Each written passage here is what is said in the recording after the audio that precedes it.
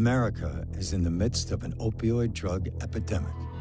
They told the phone 911. Commotion and using drugs. All right, 10-4. Driven by escalating opioid addiction, drug overdoses are now the leading cause of death among Americans under 50. People are literally dying in the street. They're dying in their parents' homes. According to the Centers for Disease Control, the opioid epidemic is fueled by prescription pain medications. Great job. Way to communicate, good eye contact. Michael Israel dreamed of becoming an architect. In high school, he participated in a video project exploring the architecture of his hometown of Buffalo. These buildings have been here for such a long time. Michael didn't realize his dream. Despondent over an addiction to prescription opioids, he took his own life at the age of 20. When Michael said, "I'm addicted," it was a big surprise. The next question that came out of my mouth was, "To what, Mike?" And he said, "His pain pills." The medical community has been overprescribing opioids. That's really the reason we're in the midst of a severe epidemic of opioid addiction. The doctor did prescribe the hydrocodone for your knee pain. It's very important that you only take it as needed. I think some physicians don't appreciate how potent these drugs are and don't necessarily appreciate how many problems they can create. How did the painkillers work out for you originally? Started okay. Then I couldn't get enough. West Virginia has been ravaged by a flood of opioids. The epidemic we have in Ohio is fueled primarily by the pain med problem. The opioid epidemic has spiraled as many addicted to prescription pain pills turn to cheaper and more available street drugs like heroin and fentanyl. So Cameron was my son. He was wrestling and he broke his collarbone. So he was prescribed Percocet. I never in a million years thought my boy would be a heroin addict. There's a lot of blame to go around. Patient demand, pharmaceutical companies, doctors there easy with a prescription pad. Health insurance came in that would pay for all this stuff. I can't imagine anything else that would happen in our community that would be associated with that many deaths. I don't know where the outrage is.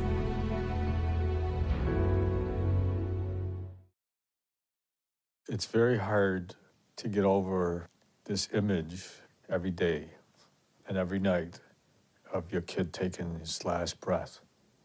Michael was the child that could put the smile on your face, always. When Michael passed away, we just started questioning, how did this happen and why did it happen? How did Michael get addicted? What happened to Michael? And then you find out we're all ignorant when it comes to addiction. We don't know very much about addiction because we never thought that it would happen to us. According to the Centers for Disease Control and Prevention, the number of drug overdose deaths in America has never been higher. The majority of deaths involve opioids, including popular prescription painkillers like oxycodone and hydrocodone. The problem's huge. The rate of deaths from prescription opiates has been exponentially growing, and that's only the tip of the iceberg in terms of how many people's lives are wrecked because of prescription opiates. It's a huge problem. The most surprising element of this is how it's the legal prescribed painkillers that get people hooked. Our young people see prescription medications as something safe and effective. A doctor has given it, a pharmacy has filled it, so they feel okay about it. Michael's getting everything from our family doctor and 2 other doctors. We didn't know that that was all addicting. He was taking his pills as prescribed. He was taking his pills as prescribed. People trust their doctor and they think that the doctor is prescribing things appropriately and monitoring them appropriately, and they think that if the bottle says take it in such a way that it's perfectly okay to do that. Hello? Dr. Richard Blondell is professor and vice chair for addictions at the University of Buffalo and director of the National Center for Physician Training and Addiction Medicine. How did the painkillers work out for you originally? Started okay. Then I couldn't get enough. Mm-hmm. What happens? I wanted more and more and more. You keep taking more because you think more is going to be better. And the more you take? The worse you get. The worse you get. And the more you want. The more you want. I think the majority of the time it's this, that doctors are trying to do a good job and fall into a trap and end up contributing to the problem. Was that bothering you when you first got on painkillers? We've overexposed the U.S. population to prescription opioids. Dr. Andrew Kolodny is director of opioid policy research at Brandeis University and founder of Physicians for Responsible Opioid Prescribing. I think that the biggest problem has been well-meaning doctors who are intending to help patients with pain, but who are underestimating how addictive these drugs are and overestimating how helpful they can be when prescribed long-term. That's enough for 15 days. Yep. The opioid epidemic is the unintended consequence of the increased use and acceptance of prescription opioids. It is made worse because many who become addicted to prescription pain pills eventually turn to cheaper and more available street drugs like heroin and fentanyl. Before they're using heroin, they're opioid addicted, and that addiction develops through prescription opioids. The reason that we're experiencing record high levels of overdose deaths, the reason we're seeing heroin and fentanyl flood into non-urban areas, the reason we're seeing soaring rates of infants born opioid dependent or outbreaks of injection-related infectious diseases, the driver behind all of these problems is the increased prevalence of opioid addiction in the United States. Used properly, prescription opioids ease short-term pain from surgery or a broken bone. They also manage severe pain for cancer and end-of-life patients. But the amount of opioids prescribed in America greatly exceeds what is required for those uses. When Michael passed away, Avi was angry. He was angry that it happened, and it shouldn't have happened. Yeah, there you go. Avi wanted a dog so badly. And I said, there's no way I can allow us to have a dog because Michael kept asking for a dog. We knew that Michael was in pain a lot. And towards the end of his life, he really suffered. We were really terribly lonely. So I finally gave in, and much to my surprise, this dog has given us such joy. Death changes you. It completely does. And you want to know, why did Michael have to die? At the age of 12, Michael was diagnosed with Crohn's disease, a painful gastrointestinal condition. As he got older, doctors prescribed powerful opioid medications to treat his pain. After Michael's death, his parents obtained pharmacy records that showed Michael was prescribed 185 pain pills over a 1-month period. I just couldn't believe that the doctors did this to him. It's indefensible that they did this to an 18-year-old, young man. Changed him chemically forever. This thing takes a beautiful person and turns him into a monster. That's my beautiful little baby. Yeah, who are you? You know, what happened to you? Yeah. You know, what's going on? And you don't understand what's going on. The reason that the United States is in the midst of a severe epidemic of opioid addiction is because the medical community began to prescribe opioids very aggressively. And as the prescriptions went up, rates of addiction and overdose deaths went up right along with the increase in the prescribing. More than 240 million prescriptions are written each year for opioid pain medications, enough for every adult American to have their own bottle. OxyContin, Opana, and Vicodin are among the most frequently prescribed and most commonly abused prescription opioids. These powerful drugs can literally hijack the brain. The effects produced in the brain by oxycodone and hydrocodone are indistinguishable from the effects produced by heroin. When we talk about opioid pain medicines, we're essentially talking about heroin pills. It is a very powerful drug. It's a different addiction. The course for opiate addiction is you fall off a cliff. So there's no gentle slope downward with consequences and an opportunity to evaluate what's going on, it is right off the cliff. With repeated exposure to a highly addictive drug, just about anybody can become addicted. We're acutely aware of the fact that it's broad and it's not just one subset of the population that's doing it. It's kind of a problem that's affecting all age groups, all races, both sexes. That allows it to become bigger because it affects so many people. Unlike previous drug crises in the United States, the opioid epidemic impacts rural, city, and suburban communities and touches every socioeconomic group. Opioid addiction is a 50-state epidemic. Wyoming County is a rural county, population approximately 23,000, very tight-knit, hard-working type communities here. The mountains are beautiful here. I mean, the people are genuine and good people. Oceana is a close-knit community. They're still good here, but through the years it's progressively gotten worse, and it is getting worse. West Virginia has been hard hit by opioid addiction. It has one of the highest opioid prescription rates in the country and has one of the highest rates of opioid overdoses and deaths. The majority of our kids are affected by drugs in their immediate family. Good morning. In our career education class, we've talked about what do you want to be when you grow up? We know that we have to meet their basic needs before they'll ever reach out to, English or math. We're going to talk to each other, kind of be a sounding board. What does this career really, consist of? Primarily, we focus on keeping and making our kids feel safe. Got it? And learning does take second to that. If they don't feel safe, how can we expect them to learn? First of all, let me thank you so much for allowing me to come back to beautiful Oceana. Senator Joe Manchin visited Oceana Middle School in 2011 as a newly elected senator. He came to talk about education and jobs, but the middle school students had other things on their mind.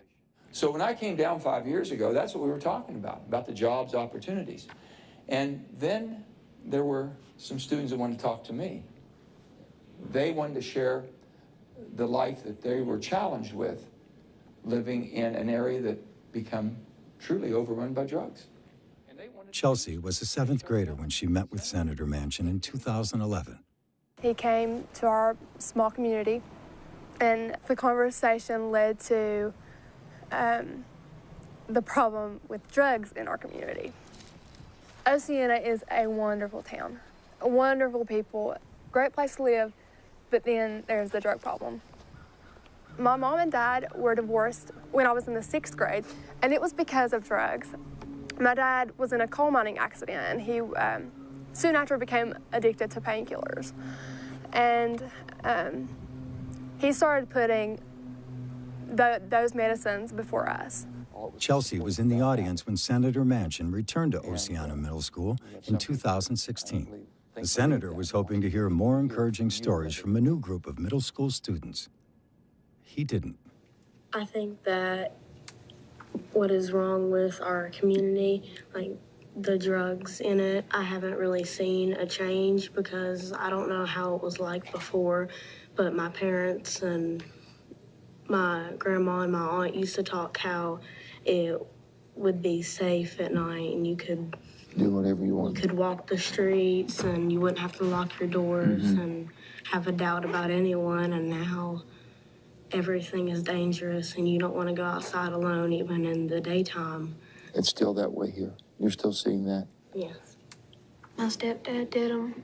He beat me and my mom, put a gun to my head's mom and me. What do he want you all to do? He wants you to take drugs too, or he wants your mom to take drugs, or he was just out of control? He wanted my mom to take drugs. She wouldn't do it. Is he gone now? Is he out of your life? He shot himself because of it. After he killed my mom by shooting her up 3 times with Oxycontin. He didn't want a divorce. She did. How old was your mom? 20. I was 5. But to have a child tell you that my mother was shot with a needle with oxycodone, and the first shot killed her, but the guy shot her 2 more times to make sure she was dead. For a little 12-year-old girl to tell you that, now think about it. You've seen the horrific effects it's had on your families. You've seen death in your family at a very young age. No child should go through what you went through. You know, this is life. This is how it is. Many kids don't know anything differently. They don't know that another world exists. You know, to them, this is normal. I took away from that conversation just as another day. I live that day in, day out from a lot of the cases that we have here. Very sad stories, and I've heard just horrendous stories over the years from this part of the state. You heard their stories. They were worse than ours were 5 years ago. My story, it's sad, but their stories were devastating. Like, it was very upsetting to hear those. It's unbelievable that it's just getting worse. Every day we battle this, the effects of the drugs. We battle the addictions right here in school. They're precious kids, and they all have special qualities. We need to save their lives. We need to. I would just tell them that they had their future, and I don't want to ever have to go through that with myself or my family that I will have in years to come. We don't want this for our children, so maybe, you know, maybe we're not doomed. Children should not have to live like these children have had to live. They didn't ask for it. Teacher Deborah Davis fights the opioid epidemic at school and in the community. We are a faith-based organization. We're a nonprofit, and we were established in 2005 because families had nowhere to go. So how was your group of students? They did really good. So we started helping mothers and wives and children, and it wasn't long till we learned it was the community's problem. Okay, we just got this back from the printers. I focus on what happens if I don't do anything. Take off. For the longest time, no one would talk about anything. It was hidden. Therefore, it continued to get worse. So now, everybody's talking about it. Hopefully, we can stop talking about problems and start focusing on solutions. The crisis of opioid addiction is a relatively new problem in America. Prior to the mid-90s, the use of opioids to treat pain was limited. 2 factors triggered the dramatic increase in prescribing opioids to treat pain. Pharmaceutical companies began telling physicians that opioid pain relievers were safe, effective, and non-addictive. Around the same time, doctors were being pressured to treat pain more aggressively. There came out some new recommendation from professional medical organizations that pain is really supposed to be the 5th vital sign. In addition to your blood pressure and your pulse and your temperature, we're also going to ask you on a scale of 1 to 10, how's your pain today? And if your pain's a 5 or greater, then the physician feels a mandate to medicate that. Taking 2 a day, so the maximum daily dose. The medical community begins to hear that we've been allowing patients to suffer needlessly because of an overblown fear of addiction, that the compassionate way to treat just about any complaint of pain is with an opioid. So there was a perfect storm of public demand for the treatment of pain, and the pharmaceutical industry right there creating a whole new generation of powerful drugs. Oh, your hands are...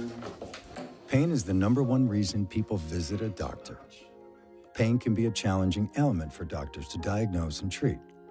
But now doctors were being told they had a new way to treat pain that was safe and effective. Don't be afraid to take what they give you. Often, it will be an opioid medication.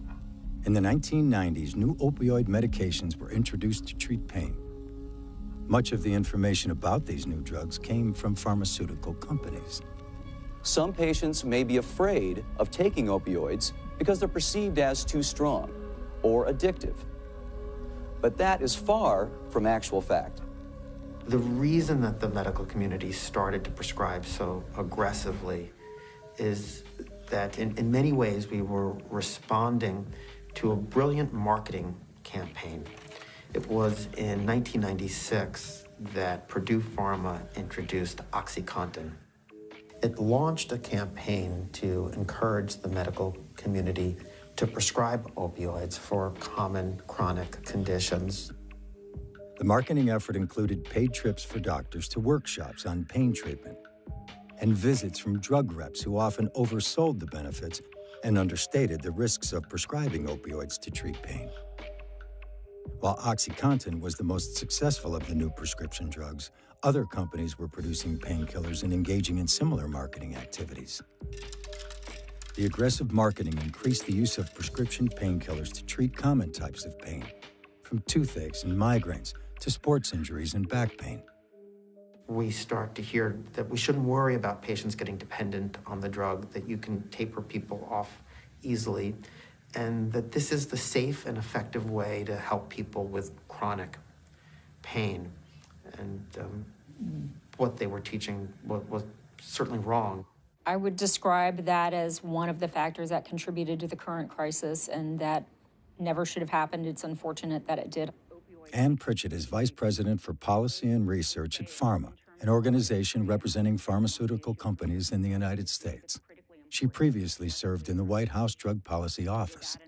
It's very challenging to look back at the history, and I don't think that anyone involved could have anticipated that we would be facing the crisis we face today. Do I think that if there's inappropriate prescribing and over-promotion and that's for profit, that needs to be addressed? Yes. Do I think that there was inappropriate behavior that contributed to the problem we're in? Yes. But do I think that that's the sole reason why we face the opioid crisis we do today? I don't. The way that you can do well financially, the way that you can have a blockbuster drug, is if you can get the medical community to prescribe your medicine for common conditions, long-term conditions. And if it's a drug that's very difficult to discontinue using, well, then you've got a pretty good recipe for a blockbuster. As problems with opioid medications emerged, pharmaceutical companies faced increased scrutiny.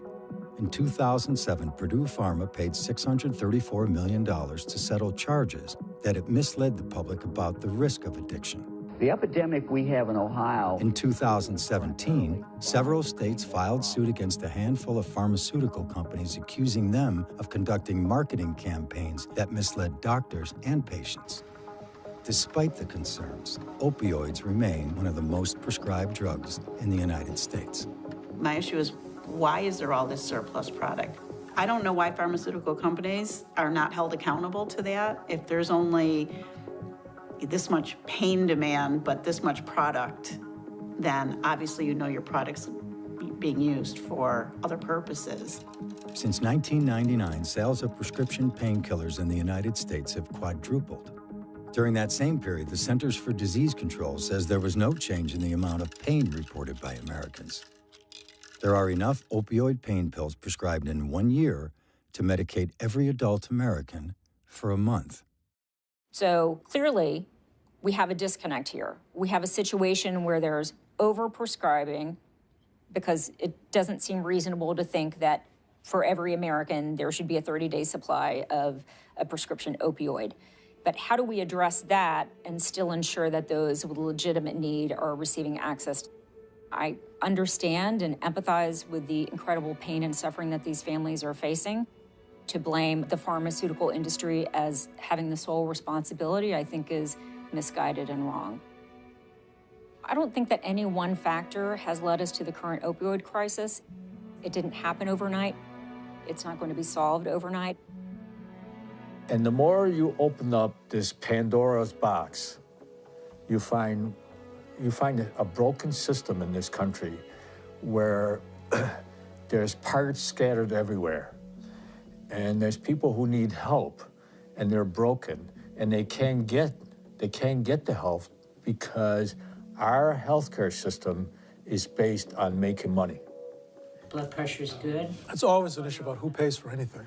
We live in a capitalistic society, and our healthcare system is funded through payments, usually fee-for-service. So there's always a discussion about who pays for what and when. The Department of Health and Human Services estimates the economic impact of the opioid epidemic at $75 billion a year. Much of that cost is borne by insurance providers, including government insurance programs such as Medicaid, Medicare, and veterans programs, and by private health insurers. Public and private insurers confront both ends of the opioid epidemic, paying for prescription drugs for pain patients and then paying for treatment when patients become addicted. And we were extremely troubled by all of the headlines that everyone has seen about the explosion of opioid abuse in this country. And we were mindful of the fact that often this starts out with prescription drugs. Dr. Harold Paz is Chief Medical Officer for Aetna. He has an extensive career as a physician and healthcare administrator. Because of the addictive properties of these drugs and the fact that they're very effective at eliminating pain, the pendulum swung way out, but at a tremendous cost and in tragic ways. We have to bring it back to the middle. When a physician writes a prescription for a narcotic, we depend on the physician to make the appropriate decisions around, does the patient need a narcotic? So our role is not to sit in the room with the doctor and second guess those decisions.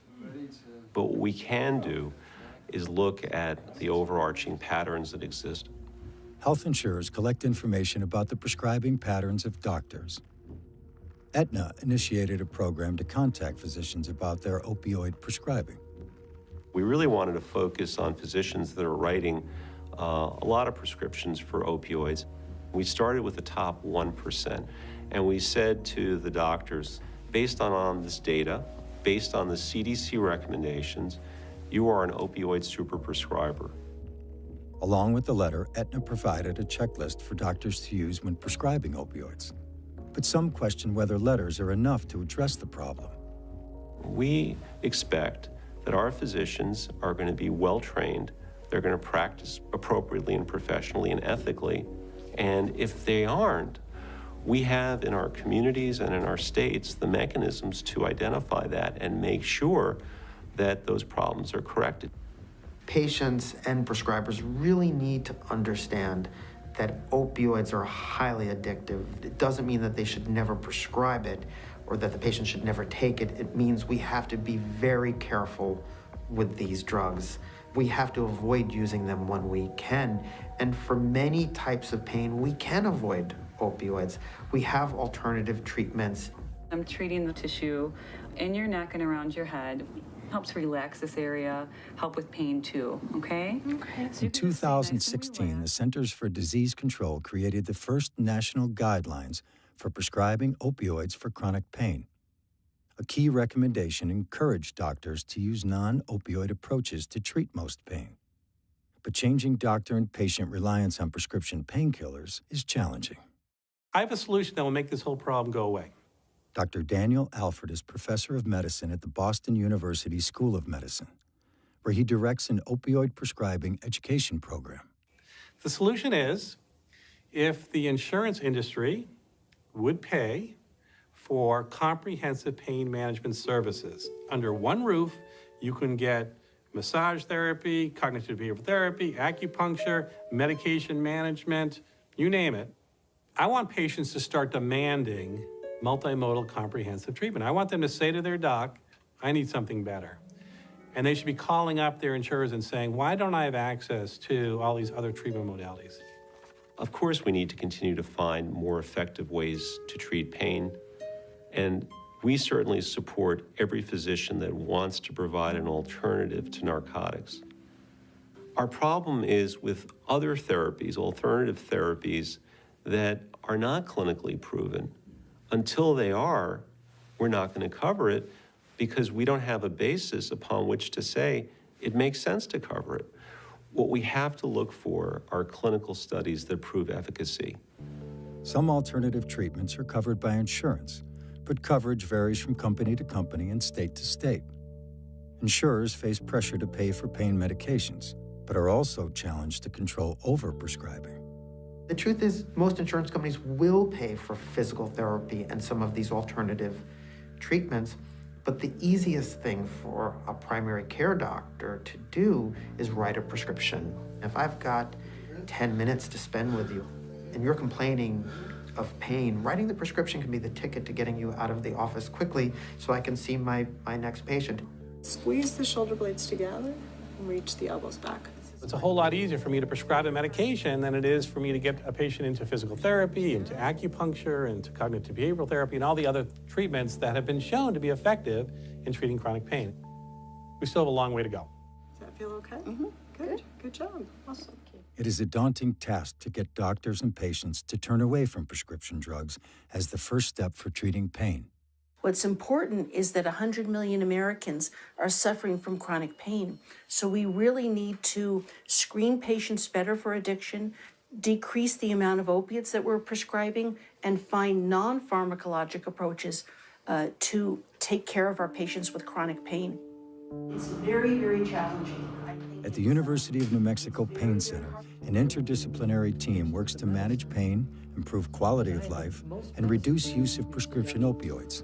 When you integrate care, right? When you provide as many things as you can under one roof, the outcomes are better. This interdisciplinary approach really offers that patient a co-located home where they can go and receive services all at once. It also allows the clinicians to be able to talk all together about that patient. If I can see a patient for the first time and I can tell them that their pain is real, I believe their story, they're being heard, and we have a team. I'd love to hear about your pain story. Would you tell me how you developed chronic pain? I had a lot of pain when I was working. I was a veterinary technician. I gotcha. And I worked in a clinic at a zoo. I've had pain for a really, really long time. I'm almost 70 now, and I've been retired for about a year. It's very important to realize that there is an older group that's become opioid addicted as well. These are people in their 40s, 50s, 60s, 70s, and 80s. The older group is developing their opioid addiction almost entirely through medical use, usually opioids prescribed for a chronic pain problem. I wanted to continue taking the opioids because they were the only thing that helped. The goal of the interdisciplinary team is to reduce reliance on opioid medications. Dr. Dole has been really helpful in that respect because he changes the medication. He changes it from one type of opioid to a different type? Yes. Mm-hmm. And in doing that, I'm able to take less than I was overall. It's that communication that's ultimately going to lead to better patient outcomes. And I think that's what we're doing, which is so heartening. The interdisciplinary approach to pain management is fairly new and is more expensive than traditional pain management. It takes money. We don't get reimbursed for some of our services, but I really do think that we have shown that we have a really good return on investment, and the patients are happier because they feel like they're being seen by a whole team, and they don't really need just that one opiate. I'll make that appointment for you. Okay. How does that sound? That sounds wonderful. I think you're doing great, Susan. Every time I or one of my colleagues writes a story on the opioid epidemic, we get responses from families, fathers, mothers who have buried children a week earlier, and they want to sit down and talk with us. And sadly, it's the same story. It's the same tragic set of circumstances, except for the names and faces. There's just no end to these stories. In my job, you deal with a lot of people who suffer losses. And there are people who lose a loved one and they cannot move on. There are people who lose a loved one and turn around and say, what can I do? That's what Jennifer was doing. So Cameron was my son. He passed away 5 years ago of a heroin overdose. I never in a million years thought that, my boy would be a heroin addict. So like I said before, and I'll say it again, I love life. I love all of its fights. Cameron was a student and athlete at one of the top high schools in Albuquerque, New Mexico. He was wrestling and he broke his collarbone and he had to have surgery. So he was prescribed Percocet. He was injured about 3 months later again in a football injury and broke his other collarbone. And he didn't require surgery the second time, but they gave him more painkillers the second time. You're given 30 pills by a doctor and you think that they need to take all 30 of them because otherwise why would they give you so many? It didn't even cross my mind that it was something that was dangerous or addictive or anything like that. It's fairly typical kids would get injured, whether they were in wrestling, football, gymnastics, Suddenly they're on a road, and it's a fast track, and it doesn't take very long. Cameron's road to heroin addiction was paved with prescription painkillers. Eventually, he turned to cheaper and more readily available street drugs. Nearly half of people who use heroin were first addicted to prescription painkillers. That wasn't his, goal in life, to get addicted to opiates and then move on to heroin. I didn't even know that opioids and heroin were related. It's not that there are young people out there who are deciding one day that heroin sounds like a fun drug to try. Before they're using heroin, they're opioid addicted, and that addiction develops through prescription opioids. The pills are very expensive on the black market. They switch because it's much less expensive. We've seen overdose deaths in that group rise very rapidly because the heroin supply has become more dangerous. It has fentanyl in it now. The migration from prescription pain pills to heroin has changed the demographics of drug addiction in America. While heroin use has increased in most socioeconomic groups, some of the greatest increases are in demographic groups with historically low rates of heroin use. Every person I've ever talked to who ends up a heroin addict, they talk about how when they were doing pills, they would never do heroin. They would never put a needle in their arm. Crossing those thresholds into the next phase, it's literally 5 minutes, because you go from, I've never hit a needle in my arm till a needle was in my arm. And now we're off and running. I was completely shocked. I quickly found out that, drugs don't discriminate. They're everywhere. For an addict like Cameron, what happens is that drug replaces everything. It replaces your love for your parents. It replaces your love for your friends, your other family members. You steal, lie, cheat, do whatever you can to get the money to get your next fix. That sounds like a cliche, but it's a cliche because it's true. That's what happens. Since my son passed away, my life has completely changed. I felt like nothing was the same anymore, and nothing meant as much anymore. And so it was very difficult, and it's still very difficult. Even though it's been 5 years, it still feels like it was yesterday. As with many parents who lose a child to opioid addiction, Jennifer has devoted her life to helping others. She started Serenity Mesa, a youth addiction recovery program. We do long-term treatment for young men aged 14 to 21, and we provide not only drug treatment and counseling, but life skills, high school education, and job placement, job readiness programs, things like that. And we're able to really dig deep into some of the trauma and some of the underlying issues that may have caused their substance abuse in the first place. Helping others deal with addiction has helped Jennifer face her own loss. It helps to help other people, and to see, all the young men at Serenity Mesa and the progress that they make and how well they do. They're battling to save their life right now. They don't realize it because they're so young, and that was the issue, I think, with Cameron, is he was just so young. He didn't know he was dealing with a life or death situation. He just thought he could quit whenever he wanted to, and everything would go back to normal. They say that you learn to live with grief. You don't get over it. It doesn't go away, but you learn to live with it. But, I still think about him all the time. It's been said to me that these people aren't bad people trying to be good. They're sick people trying to get better. With the opiate population, it's different in the fact that a lot of times they don't see this train coming down the tracks. It's an injury, it's a surgery, and oftentimes that's where it starts. Hey, Bill. How are you? Good. Nice to see you again. Yeah, it's so it's been, 2 weeks now? I was 15 years old and I had a tumor in my spine. Spent a week in the hospital. They sent me home with a bunch of medication. I ended up being addicted to opiates. I gave up. I didn't care what happened to me. It's a pretty horrible feeling when you don't really care if you live or die. Okay, so what's up for this week? What do you have planned? My son loves dinosaurs, so I think this weekend we're gonna go to a fossil museum. Should be fun. I'm excited. It's amazing what you think is normal turns out to be this terrible ordeal that I dealt with for the past 15, 16 years. it takes over your life. It's sickening to even think of the things that I've done and the people that I've hurt, and just not to even care at the time what was going on.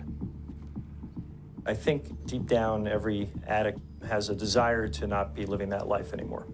I think that desire has to be strong enough to want to change, to outweigh the draw, the pull from that part of the brain that's been sort of hijacked by the addiction. Opioids are one of the toughest addictions to break.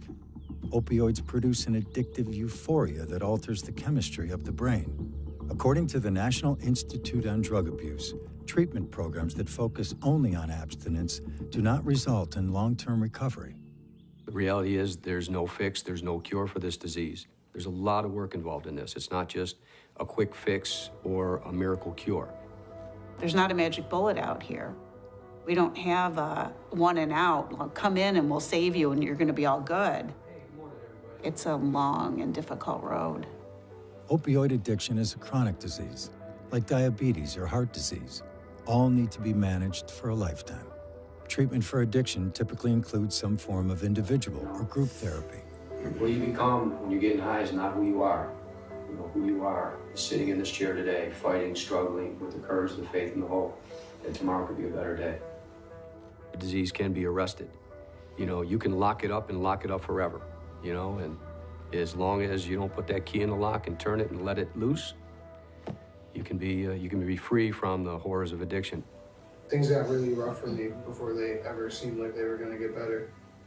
I can remember one time I was working with a family, and the day the young man was to leave our facility, the mother thanked me. She said, "Thank you for curing my son." And I said, "I'm sorry, there's really no cure. This is a daily reprieve contingent upon what your son is going to do moving forward." It's hard as hell to bring yourself to a program like this, to do something, to really change your life and get outside of your comfort zone. Treatment must address changes to the brain caused by opioid addiction. Medication-assisted treatment is a proven effective treatment for individuals with opioid use disorder. Use of medications helps to wean the brain off opioids and improve outcomes for addicted patients.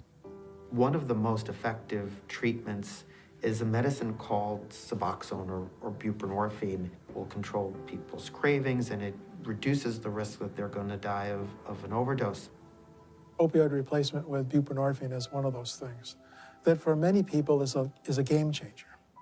While medication-assisted treatment improves the chances for recovery, there is a lingering issue of why treatment for opioid addiction often fails. Oftentimes, it's not just one treatment, it's multiple treatments. And that's where I think the frustration comes in, where people think that, you know, recovery doesn't work.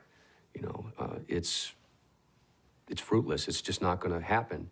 You know, my loved one's been through this 3, 4, 5 times. Once somebody becomes addicted to opioids, it's a lifelong problem. They're not going to get better by checking into a rehab for 30 days or getting detoxed. The treatment is generally going to be very long. What we need to do is look at addiction as a continuum. Treatment doesn't end at 1 year, doesn't end at 2 years. I think what we're faced constantly is families, friends, employers that think that a stint in a rehab for a month means potential success. But for the most part, people will have lapses. Because information about treatment is not well documented, it is hard to know how many people relapse. But relapse does not mean failure. You go into treatment and it doesn't fix you. And you're going to have people who fall off the wagon. And, you know, but the thing is not to condemn the kid, is to say, okay, we need to start all over again. We have to prepare people for a relapse better because it is likely. That's what the research tells us. That's what we see on the ground. And families, people need to be prepared for that. Addiction is looked at as you did it to yourself. It's your problem. Pick yourself up by your boots, pull your socks up, and go take care of yourself. It doesn't work like that. It doesn't work like that at all. Is everybody excited about getting going here today? Yeah, all right, let's do this. One of our most popular classes are cycling or spin, as people know it. Treatment goes beyond dealing with the power of the addiction to help patients reconnect to seemingly ordinary activities. Pick up your pace a little bit. It not only helps with your fitness, improve fitness, but it also improves your mood, which will then, they'll feel better about themselves, they'll have better confidence in themselves, because they are very broken when they first come into us. It's not hopeless, but because it's not an easily resolved problem, they're scared out of their minds. It took me to get hope in myself that I could do this before I could even really make any actions toward recovery. You walk around here and you talk to the people that are here, and for this point in time, they have a chance. The challenge for many is finding access to treatment. The National Institute on Drug Abuse estimates fewer than 12% of Americans suffering from substance use disorders receive treatment. For many, the stigma associated with opioid and heroin addiction gets in the way of treatment. But when you talk about addiction, sometimes that triggers responses based on prejudice and ignorance. So there are some who might think that it's not a medical problem at all. It's just a moral character defect. It's a really important thing to work on yourself and have goals again. What I don't like about describing this as an abuse problem is I think it puts in people's mind the notion that what we're dealing with is a problem of people behaving badly, taking dangerous drugs because it feels good and they're accidentally killing themselves in the process. That isn't what's going on. Once you're addicted, you're not doing it because it's fun or you're choosing the lifestyle. You're doing it because you have to. Those are things that we can use for our recovery. You should not be ostracized and you should not be punished because something happened to you unintentionally or accidentally. The families that are grappling with a loved one that is in the throes of addiction, our message from personal experience to them is grab your child, hold them tight, and let them know that you're in it together. You know, it's not just them alone. You're in it together because that child is in for the fight of their life, for the rest of their life. This disease has been killing thousands of people in the past few years. When Avi and Julie Israel lost their son to opioid addiction, they wanted to help other families. This is all about awareness to a very horrible addiction. Avi and Julie started Save the Michaels of the World in hopes of preventing other family tragedies. This disease is killing people across the country. You know, there's no boundaries to it. There's no class levels. There's no education levels or any of that stuff. There's people dying all over. It should be more of an outrage out there. People should be out there demanding results. I think there's not more outrage because the people that are not affected don't think it's going to happen to them, which, you know what, that's a false sense of security because, you know what, you are one car accident, one surgery, one wisdom tooth, one sports injury away from the disease of addiction, because that's how fast it can happen to your family. There is a growing outrage. Not enough. Maybe we might have been in a better place right now if there had been more outrage early on. And so now we're reaping the consequences of what we have sown, and now we're trying to undo some of that stuff. And it's a lot easier to do it than it is to undo it. There are small signs of progress in combating the opioid epidemic. The Centers for Disease Control reports opioid prescribing peaked in 2010 and decreased each year through 2015. Experts say the drop is a sign the culture of overprescribing is changing. But fewer prescriptions have not resulted in a drop in opioid addiction and death. There are no easy solutions to the opioid epidemic. While treatment is essential, any long-term approach must focus on prevention. If we had the right education and people were motivated the right way, they wouldn't get this disease in the first place. So there's a great amount of hope if we shift our thinking about our approach to this disease and shift more towards prevention and early identification. The way you respond to disease epidemics or outbreaks is really by accomplishing two things. The first thing that you need to do is to prevent new cases of the disease. You want to contain it, keep new people from getting it.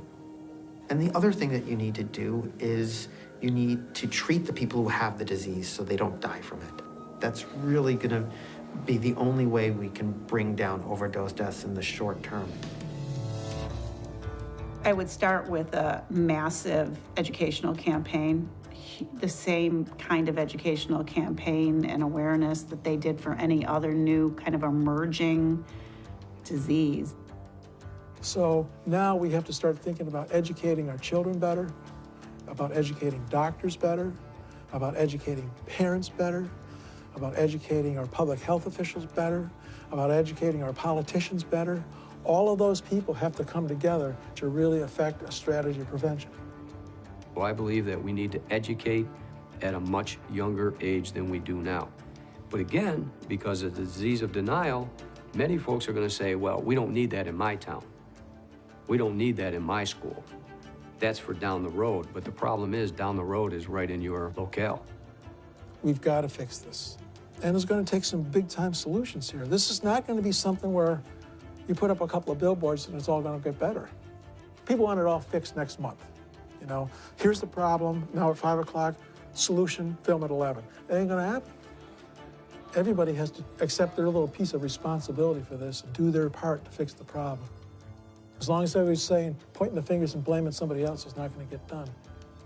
But I think what is beginning to have an impact is increasingly you're seeing families that have been affected by the problem speaking out.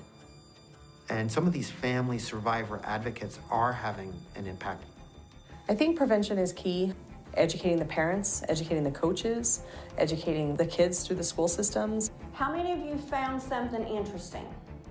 If we had prevention programs in all the schools and all the districts from an early age on up, then kids would have the education, parents would have the education, and all the people around them, you know, the coaches, it's a community problem. Wherever there's a propensity for somebody to get an opiate, whether it's a dentist, a doctor, wherever, the education needs to be there. The families that are left behind who want to tell the stories because they don't want it to be that their child or loved one died in vain. They want to spare other people the agony of losing a loved one. And I think that's going to be the strongest, you know, boost to really changing society's attitude. In life, as in death, you fight for your children. It's Michael's spirit that drives us. You don't want the world to forget that there was a kid by the name of Michael Israel that lived here. He was a good kid. He was a terrific kid. And we miss him. He has also put us on a path and a journey where we're gonna take it to the end. There's no turning back now. We watched a beautiful boy go from jumping around and everything and being so funny into suffering. And so you fight for him. And we took him all over to get him help. And now we're taking Michael all over to get other people help. When we first started talking about this, we were like a little flickering candle. And now we have like a flashlight beam. It's still not daylight out there. We still got a long way to go. It's moving in the right direction. And unfortunately, it's taken a lot of death to get this movement. And it's going to take more death before this stops. I see tragedies for sure, but I also see successes. And that's where the hope comes. Because it doesn't have to be like this. Our society doesn't have to be riddled with addiction. We don't have to pick up the paper and read about all these kids that overdose every day. We don't have to do that. We can do better. We know how to do this. It's just getting the will to do it. That's the hard part.